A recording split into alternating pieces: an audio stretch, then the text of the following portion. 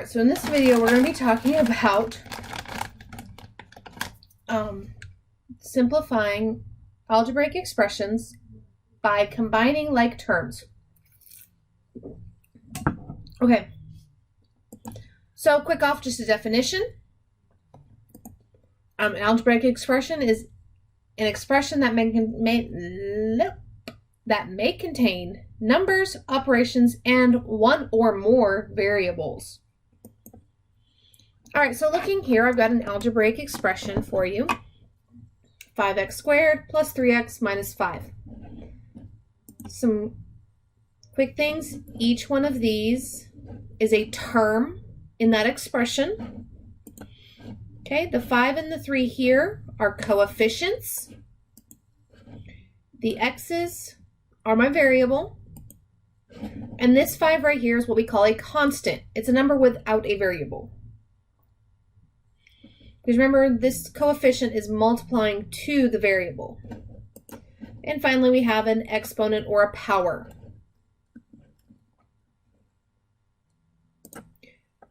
All right, so let's look now. These are some like terms. So I've got 3x, 4x, and 5x are all like terms. X squared and 2x squared are both like terms as well. XY squared and y squared x are like terms, even though the order is slightly different.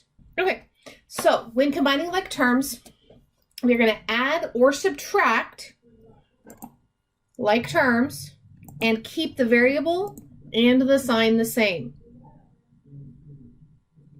Now, the coefficients of the variable, take the sign in front of them. All right, so let's look at this first example here.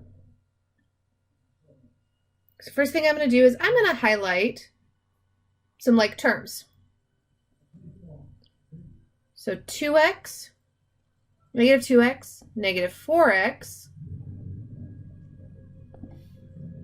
and negative 15x are all like terms.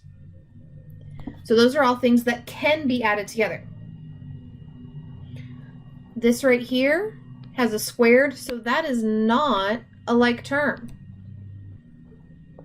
All right, so I've got negative 2x plus a negative 4x, or negative 2x minus 4x,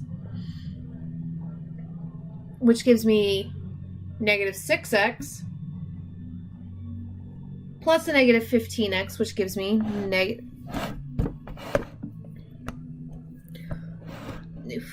negative 21x.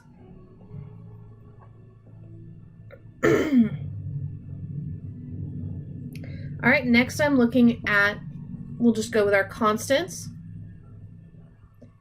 All right, right here I've got 3, 5, 11, and negative 15.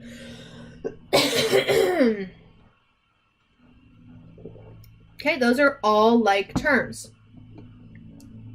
So when I add those together, well, 3 plus 5 is 8.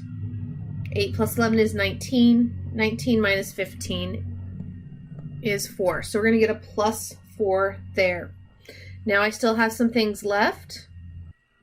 I've got the 4x squared, the negative 4x squared, and the 2x squared. So negative 4x squared plus 2x squared gives me negative 2x squared. So my final answer is negative 21x plus 4 minus 2x squared. And I could reorder these a little bit if I wanted to so that they're in descending order, but this works. All right, let's look at the next one. So we're going to look and highlight our like terms. And I'm going to go ahead and through and highlight all my like terms.